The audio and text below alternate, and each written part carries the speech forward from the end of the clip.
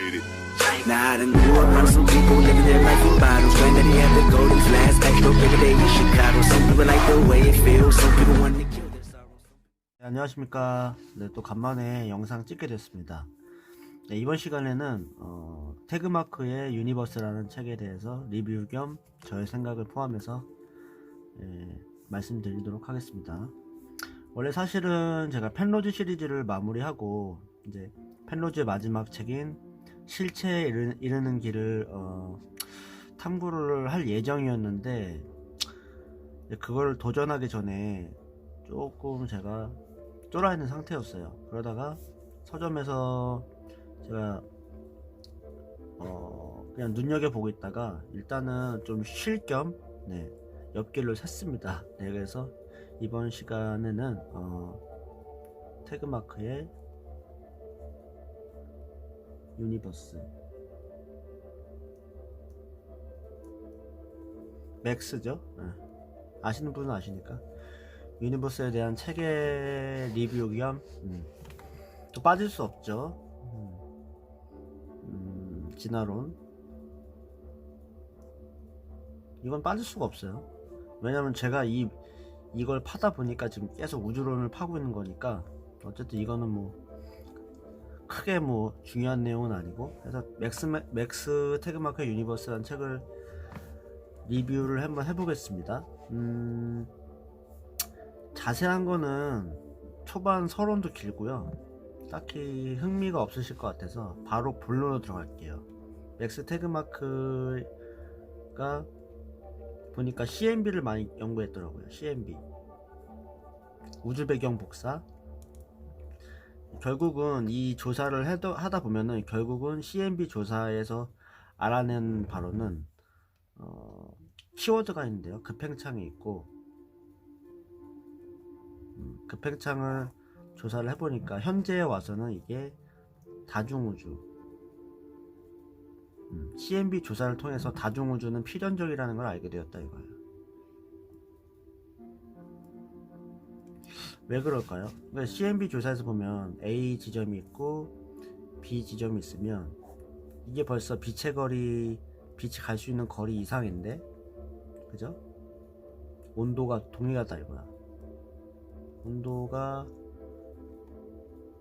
동일은 아니지만 거의 같다. 이것은 뭘 뜻하느냐? A 지점과 B 지점이 독립적으로 독립적이다 이거예요. 뭔가 독립적으로 뻥 하고 나왔다 이거야. 그래서 온도가 같다는 거의 같다는 결론을 얻게 되었고, 그래서 급행창이 나오게 된 거고, 그래서 이런 식으로 여러 가지 뭐 지평선 문제, 평탄선 문제 등등등 예시를 들면서 모두 다 이런 건 대충 아시는 거니까, 그래서 결국은 이 빅뱅 이론을 탑할 수 있는 걸 급행창 이론이라고 했는데, 현대에 와서는 다중우주로 지금 진행이 되고 있다. ING다 이거거든요. 네. 대충 이 정도만 아시면 될 것 같아요. 지금 현재 상황은 그렇다. 이게 확실한 것도 아니지만 그냥 진행 중이고, 그래서 이 사람은 다중우주를 당연 필연적이라고 생각하기 때문에 이 저자니까요. 그래서 다중우주가 레벨이 있어요. 이 사람이 당연히 지정한 거죠. 1부터 4가 있고요. 봅시다. 그럼 레벨 1이면 그 전에 이 사람은 그렇게 지정하고 있어요. 뭐냐?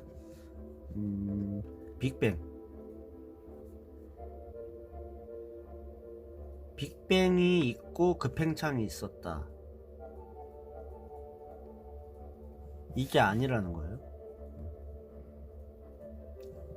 이게 아니라 반대다. 급행창 이후에 급행창이 막 일어나고 있는데 요 끝부분에 그 팽창이 멈추는 지점이 바로 빅뱅이라 이거야. 이게 빅뱅이다. 그 팽창이 막 하는 와중에 그 팽창이 끝나는 부분이 빅뱅이라는 거예요. 우리가 봤을 때는 시점이. 그러니까 그 팽창이 먼저고 빅뱅이 그 나중이다. 예, 요게 좀 그래도 신선한 접근이었고, 예. 저도 관심이 없었기 때문에 그에 대해서 요건 좀 새로운 정보였고요. 요걸 알아두시고, 뭐 그렇게 뭐 이 책에서 크게 다루는 내용은 아니에요. 중요하게 다루는 내용은 아니니까 넘어가시고, 레벨 1 다중우주, 평행우주인가요? 평행우주.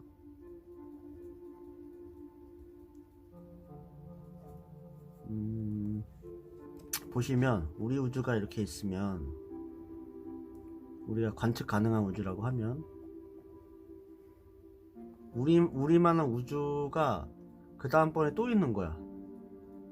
그 이상 지나가게 되면 또 있고 또 있고 점점 있다는 거야. 그래서 뭐냐, 이게 무한히 많다.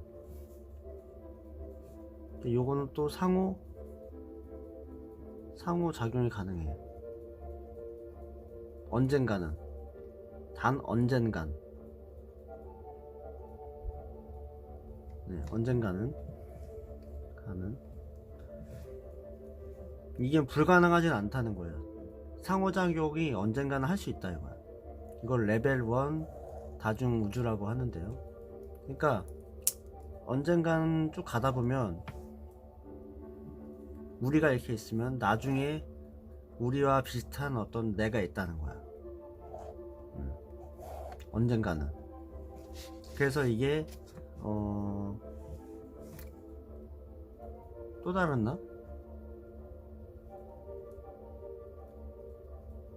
또 다른 나가 존재한다. 존재 가능성.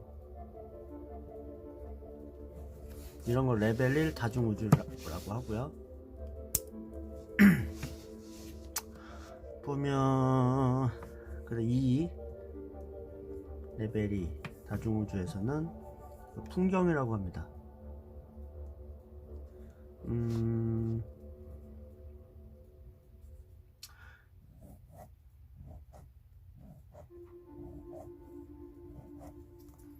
태그마크는 그렇게 그림을 표시하지 않았는데 대충 비슷하게 보면은 요거 하나가 레벨 1이에요.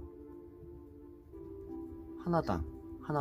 그러니까 이 안에서는 무수히 많은 무한대가 이렇게 있는 거죠. 무한대 우주, 다중우주 레벨 1이 이렇게 있고, 여기 각각은 다르다는 거야. 각각 다루고 있는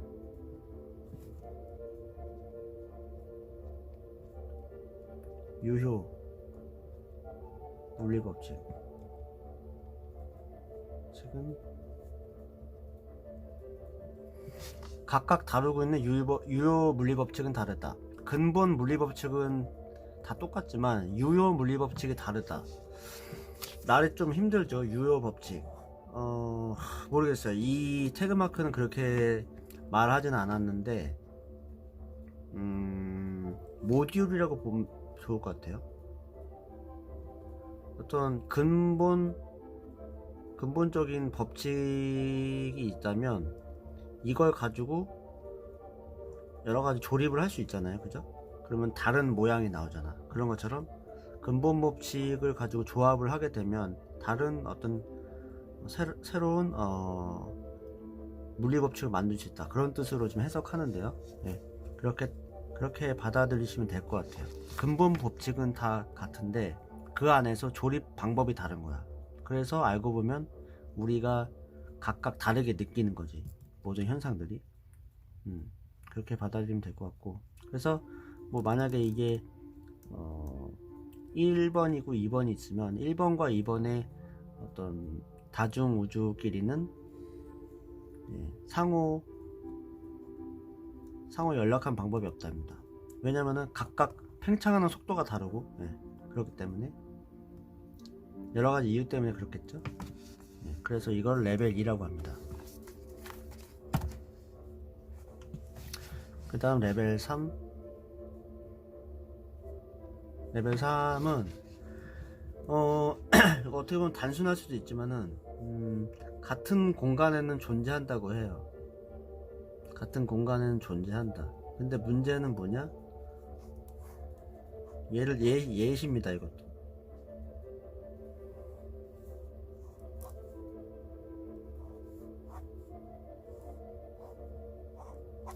이게 이제 우리가 말하는 힐베르트 공간이죠. 복소수 공간.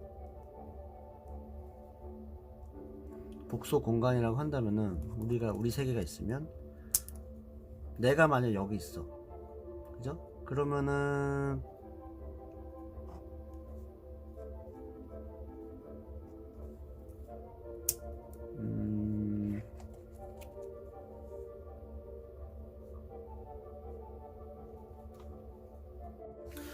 네, 뭐 그림으로 그리기가 좀 곤란하긴 한데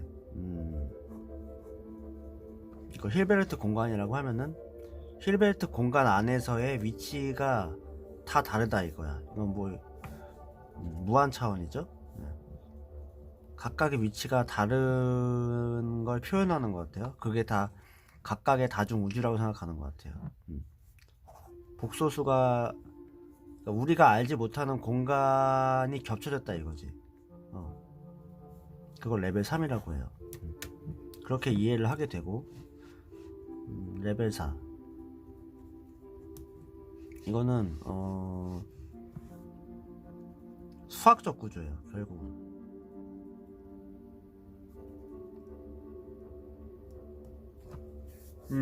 이것도 또한 책에서 그렇게 밝혀지진 않았지만 그런 거죠. 예시입니다.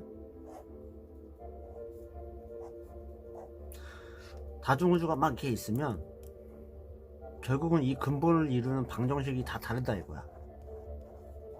다 쪼개져 있어. 하나의 다중우주인데 모두. 그러니까 수학적 구조가 어떤 특정한 수학적 구조가 그 특정한 다중우주를 결정하고 있다 이겁니다. 이게 바로 레벨 4 다중우주거든요. 결국은 이게 큰 그림으로 이렇게 표현이 되는 건데 이해되시는지 모르겠어요. 이해하셔야 됩니다. 네.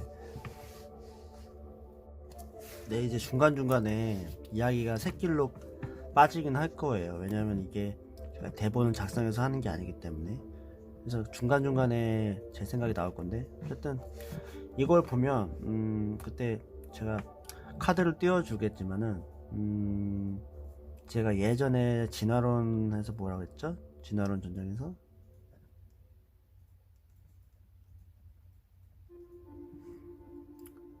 우리 같은 생명체가 탄생하기 위해서 생명체 탄생 확률에서 확률 자원이 필요하다고 그랬잖아요.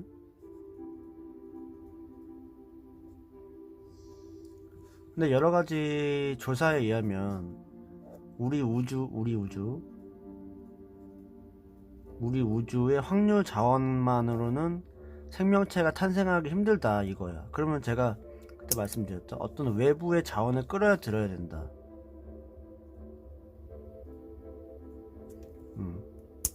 이 외부 자원이 있지 않고서는 힘들다라고 말을 했는데, 그럼 적어도 레벨 1 다중우주가 맞다면 가능하죠. 왜냐면 적어도 하나가 이렇게 있었다고 칩시다. 그때 생명체가 탄생하기 위해서는 10의 4만 1000이라고 정확한 건 아니에요. 10의 4만 1000분의 1 이 정도의 확률이 필요하다고 했는데, 그리고 펜로즈의 어떤 주장에 의하면은 10의 10의 60승 요 정도의 어떤 자원이 있어야 되는데, 그렇죠? 어쨌든 제가 영상에서 말씀드린 대로 한다면 10의 4만 1000승분의 1이어야 되는데 이게 말이 안 되니까 부족하다 이거야. 부족하니까 외부의 자원을 끌어들여야 되는데, 다중우주가 아니면은 말이 안 되지만 다중우주가 맞다면 가능하죠. 끌어 쓸 수 있죠. 이게 우리 우주라면 다른 우주에서 끌어다 쓸 수 있겠다. 유사과학이 아니에요. 그러니까 지금 논리적으로 풀어 가보자 이거야. 그럴 가능성이 있다. 그래서 결국은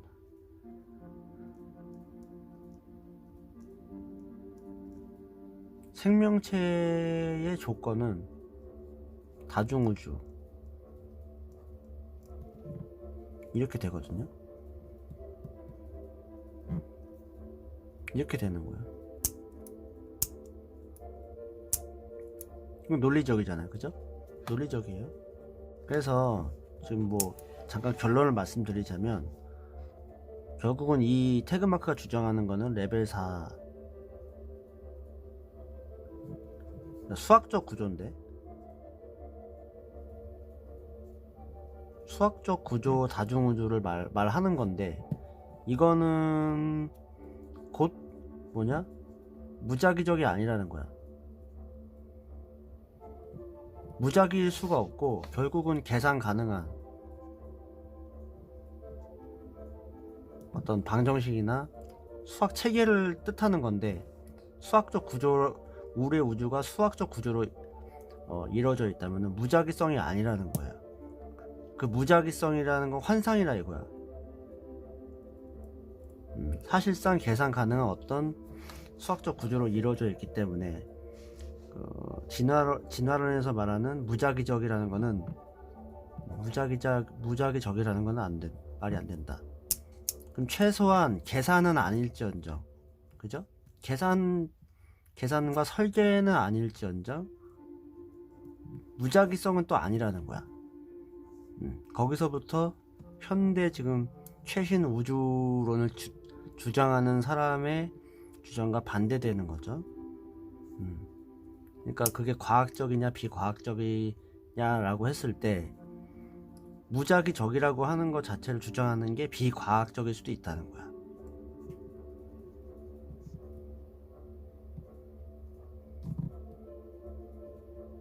그렇죠? 따지고 보면 이건 일단 결론을 말씀드리는 거예요.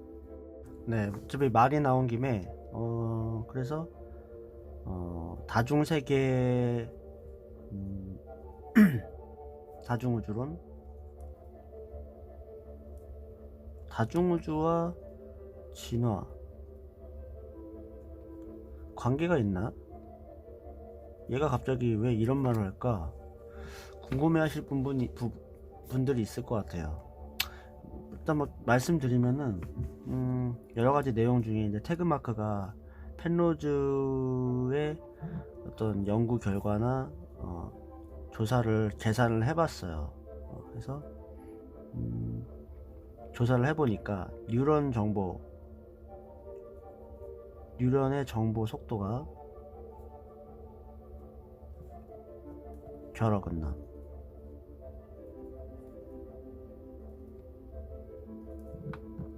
그러니까 뉴런의 정보 속도가 결 어긋남이 깨지는 것보다 느리다 이거야. 이건 무슨 걸 뜻하냐?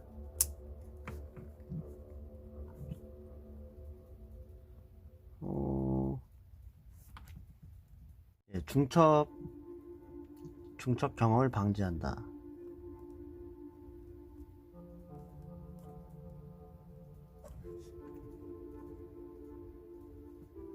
이거거든요. 이게 우연이냐? 그건 모르죠. 어쨌든 뉴런 정보 속도가 결 어긋남이 깨지는 것보다 느리다라고 하는 거는 중첩 경험을 방지한다 이런 뜻입니다. 이게 좀 헷갈릴 수가 있어요. 어쨌든 뉴런 정보 속도보다 결 어긋남이 빠르다라는 거는 결 어긋남이 끝나기 전에 어떤 생각을 끝내야 되는 건데, 그러면은 중첩을 느낄 수 있다 이거야. 그죠? 근데 결국은 우린 중첩을 경험하지 못하는 것으로 보이기 때문에 진화 관점에선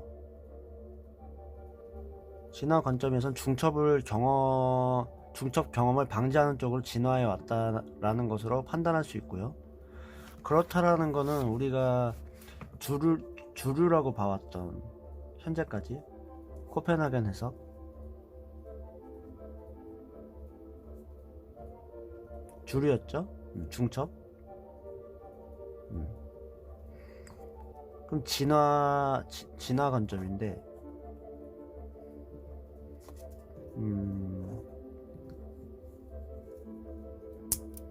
중첩을 거부한다. 진화는 중첩을 거부한다. 그죠? 굳이 과학적이라고, 진화론을 주장하는 사람들이 과학적이라고 말하지만 사실상 주류와 반대되는 말을 하고 있다 이거야. 주류라고 한 사람들이 중첩이라고 하는데 진화는 그걸 거부한다. 이상하죠? 굳이? 하지만 현재 와서는 이제 이 코펜하겐 해석보다 에버렛 해석이라고 이제 이 태그마크 때문에 결국은 다세계 해석이 됐고요. 이게 지금 앞서간다고 그래요. 2010년에 조사를 해보니까 결국은 주류가 이렇게 이동하고 있다 이거야. 어쨌든 그렇게 따지면은 진화가 맞다고 한다면 이쁘죠? 그러면 다중우주는 다중우주 뭐냐? 진화는 다중우주를 말하고 있다 이거야.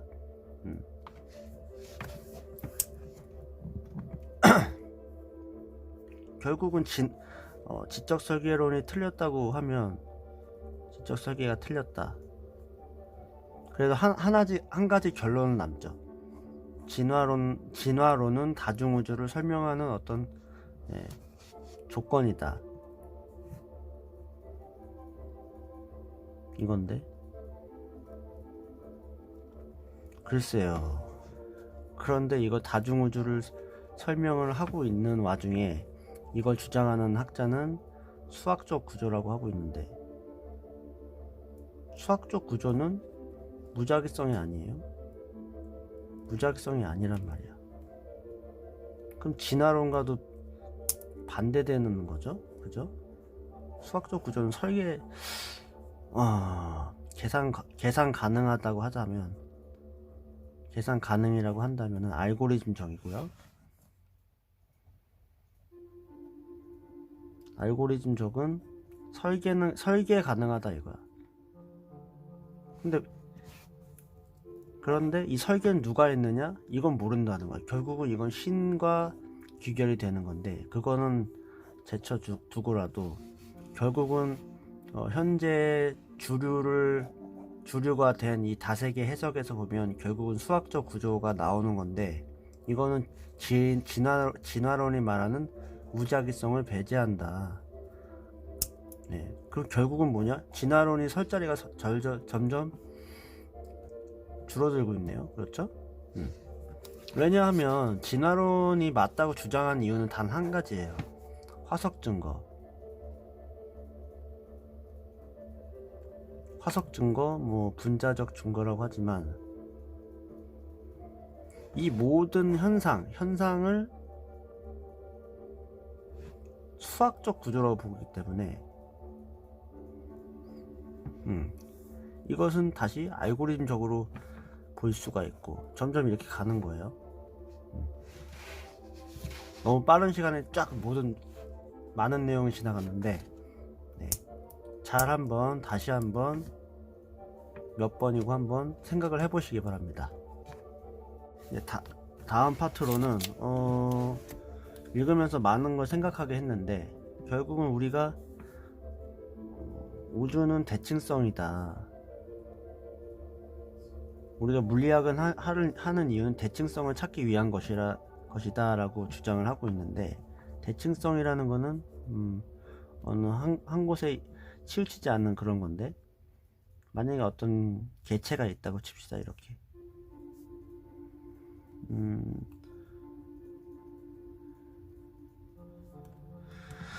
그러면 다 대칭이잖아요. 이것이 이것보다 앞서고 뭐 좋고 그런 게 없잖아요. 그렇죠? 근데 어떤 대칭성이 깨져. 대칭성이 깨지고 어떤 이 개체 간의 관계에 의해서 삼각형도 되고 사각형도 되고 또 이게 공간이 되고 뭐냐 공간이라는 건 관계다. 개체 간의 관계라는 거는 수학적 구조로 볼 수 있다 이거죠. 이것이 결국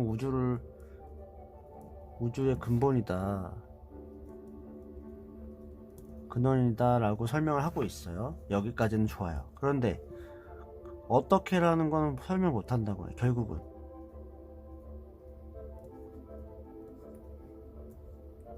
주관이 들어가면 그럼 누가? 그렇죠? 어떻게 하면 누가? 이거는 설명 못 하죠. 설명 못 하는 거예요, 결국은. 그렇기 때문에 이 사람이 주장한 바로는 수학적 우주 가설이라는 거를 내놓았지만 결국은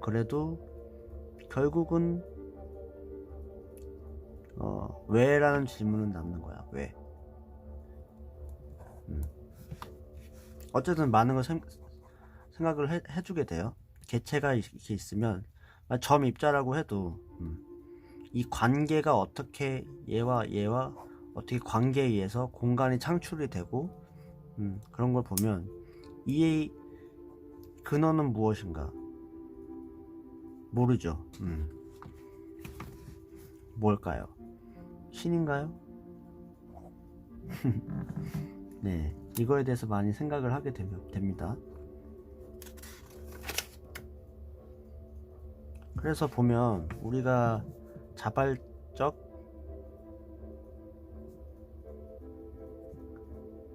대칭 깨짐,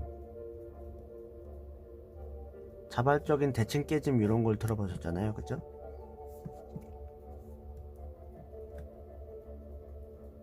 네, 뭐 용어가 중요한 건 아니지만 자발적 대칭 깨짐이라는 거는 결국 우리가 식스장에서 보면 요것이 결국은 질량과 관련된 거잖아요. 그죠? 질량이라는 것 자체가 대칭이 깨졌다 이거야. 어떤 이유는 몰라요. 이유는 모르지만 그걸 발견했어. 어쨌든 자발적 대칭이 깨짐에 의해서 어느 한쪽으로 치우침에 의해서 질량이 생겼어. 우리는 전문가는 아니니까 그에 대한 어떤 여러 가지 숫자나 그건 몰라도 되지만 그걸로 봤을 땐 이 식스장 자체도 이제 수학적인 구조라고 보면 그렇죠? 그렇다면 원래는 대칭이었는데 왜 대칭이 깨졌을까요? 그건 몰라. 우리는 그걸 찾아야 된다 이거지. 근데 이 대칭 깨짐 자체도 어떤 수학적 구조가 있을까요? 그건 몰라요. 우리는 또 다른 천재가 나타나서 그거를 찾아주길 바랄 뿐이죠. 네, 이제 횡설수설했지만은 슬슬 결론에 다다르고 있습니다. 그래서 결론은 이 태그마크가 주장하는 거는 계속 반복적이지만 수학적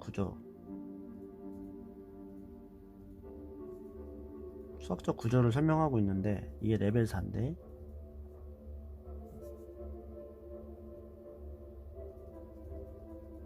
레벨 4 다중우주를 수학적 구조로 보고 이게 증거는 아니지만 이 사람이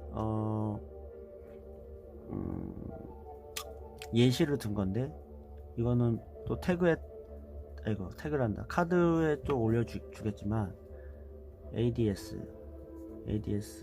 CFT 이에 대한 영상을 제가 올렸잖아요. 이걸 보면 서로 교환은 가능하다 이거야.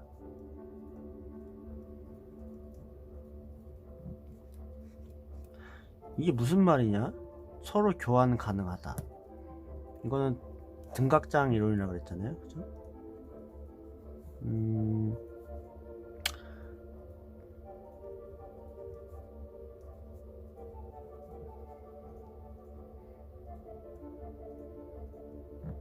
이런 것처럼 만약에 다중우주가 있었다고 치면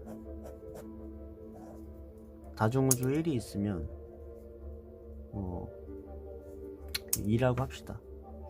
그럼 이것과 이거는 교환 가능하다, 수학적으로 어떻게 변환이 가능하다, 그런 뜻이에요. 그런 증거가 이런 ADS-CFT에서 발견이 되고 있다, 이건데 이걸 예를 들고 있어요. 그러니까 좀 흥미로운 주장을 하고 있는 거죠. 이 사람은 나름 이제 여러 가지 예시를 들면서 이게 중요한 내용이었고, 두 번째는 이 사람도 그렇지만 저도 이제 본능적으로 느끼지만 무한대에 관한 거예요. 무한대는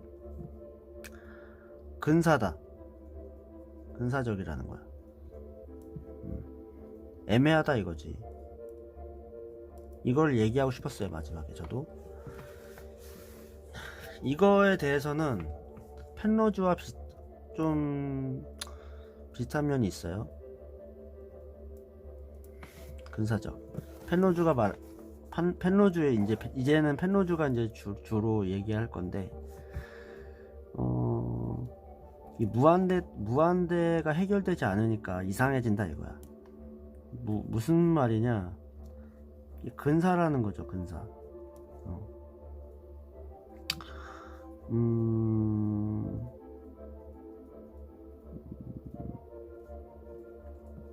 봅시다. 개인적이지만은 어떤 등식이 이렇게 있다고 쳐요. 어떻게 설명을 해드릴까?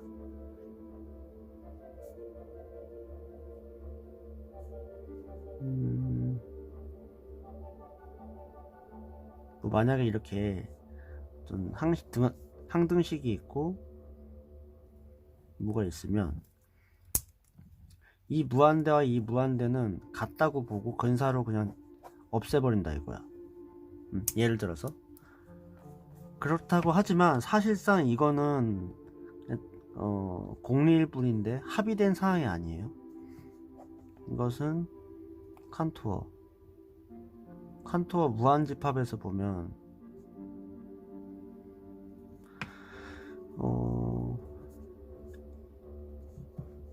이것과 이것은 다르죠.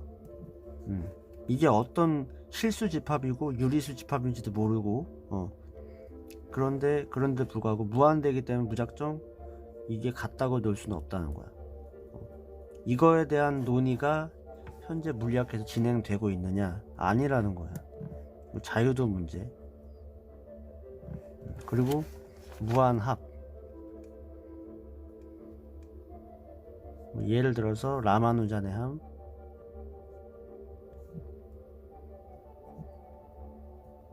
라마누잔의 합처럼 그냥 여러 가지 이제 무한합이 존재하는데, 무한합을 보면 더하거나 빼는 어떤 순서에 의해서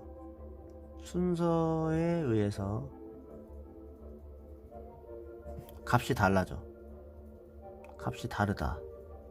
이런 거기 때문에 애매하다 이거야. 근사잖아. 이거 매우 중요한 이야기인데요. 이런 내용을 살짝 엿보이고 있어요. 네. 그래서 이거를 해결하지 않으면 더 나아갈 수 없다, 이런 식으로 설명을 하고 있는 것 같습니다. 태그마크는. 네, 어쨌든 이런 내용이 있었고, 태그마크가 주장하기로는 다중우주가 맞다면 우리 우주에 초기 조건이 있었거든요. 뭐 상수나 뭐 여러 가지 등등, 이런 거 자체가 초기 조건이라고 하면은 이게 바로 우리의 다중우주에서의 우리의 위치라는 거야. 위치를 알려준다 이거야. 위치일 뿐이지 어떤 특정 정보가 아니라는 거야. 되게 파격적인 주장인데요. 초기 조건 자체가 우리의 위치라는 거야.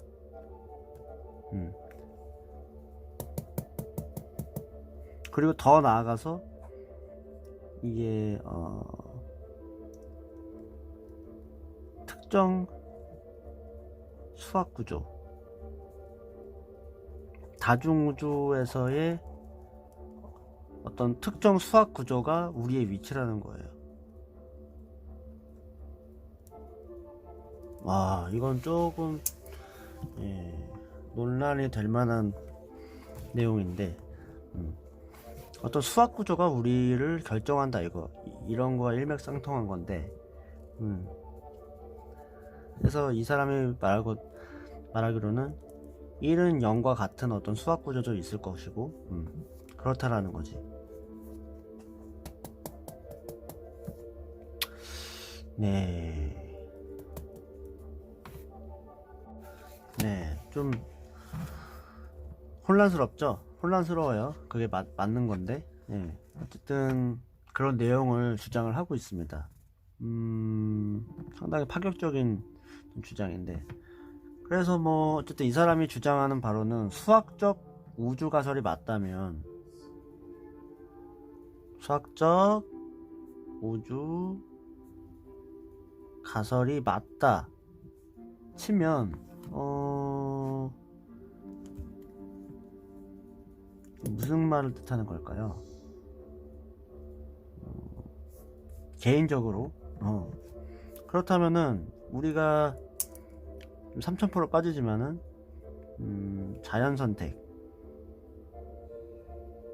자연선택을 무작위적이라고 하는데, 그러니까 뭐냐, 수학적 우주 가설은 수학적인 알고리즘이죠. 알고리즘을 가지지 못하면 비과학적인 것이다. 비과학적인 것이다 라고 이게 단정을 하고 있어요. 뭐냐? 그러니까 결국은 자연선택과 같이 무작위적, 그러니까 알고리즘이 아니라고 하는 것은 비과학적이라는 거야. 그럼 결국은 이 사람이 말하는 건 자연선택은 비과학적이라는 거거든요. 근데 웃긴 게 아이러니한 게, 이 사람은 모든 걸 진화의 관점으로 보고 있고 옹호하고 있어요. 근데 본인이 말하는 게 뭔지 모르는 것 같아요. 진화론이 주장하는 건 자연선택이고 무작위적인 건데, 이것은 결국 알고리즘적이지 않는 것이라고 주장을 하는 것인데도 불구하고 진화를 옹호하고 있다. 이상하죠? 어쨌든 결국은 제가 느끼기에는 그냥 진화 자체를 그냥 받아들인 거죠. 받아들임. 왜? 본인은 이성적인 사람이고 신을 믿지 않는 사람이라고 판단하기 때문에 그와 반대되는 진화론을 당연히 받아들일 수밖에 없겠지. 그런데 웃긴 게, 본인이 주장하고 있는 어떤 가설은 진화와 절대적으로 대립할 수밖에 없는 가설이라는 거야. 왜냐? 자연선택은 알고리즘적이 아니라는 것과 같은 말이기 때문에. 만약에 자연선택이 알고리즘적이다 라고 주장을 한다면, 이거는 설계의 가능성이 있는 거지. 가능성이에요. 설계가 맞다가 아니라 가능성이기 때문에, 그럼 결국은 지적 설계론을 같은 선상에서 봐야 된다는 거지. 여러 가지 우리 우주론을 보면은 지적 설계도 있어야 되고, 그러니까 생명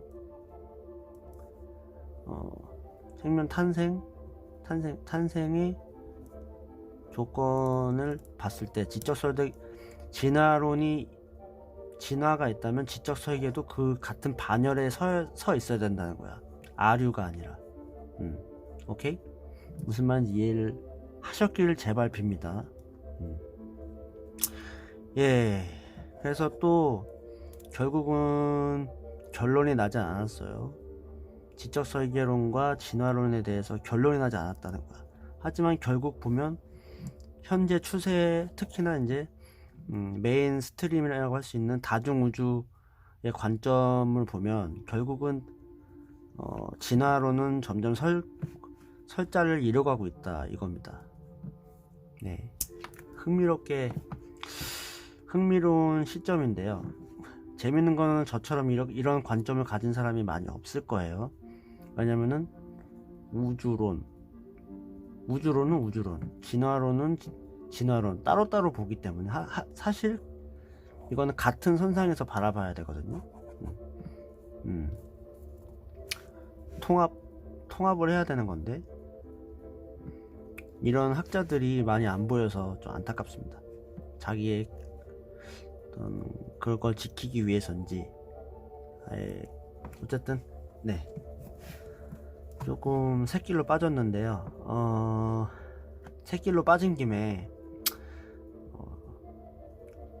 고리양자 중력에 대한 책도 한번 읽어보고 이것이 펜로즈의 생각과 어떤 점이 다르고 비슷한지 이것도 한번 조사를 해볼까 합니다. 네, 그래서 이제 일단은 다중우주 책을 한번 읽고 생각을 한번 정신없이 요약을 해봤는데 혹시나 또 유튜브 각이 나오면 또 올려드리도록 할 거고, 네, 오늘은 이쯤에서 마치도록 하겠습니다. 네, 그럼 혹시나 시청해주신 분이 있으면 네, 감사하고 처음 오신 분들 있으면 구독 한번 눌러주시면 감사하겠습니다. 네, 그럼 시청해주셔서 감사합니다.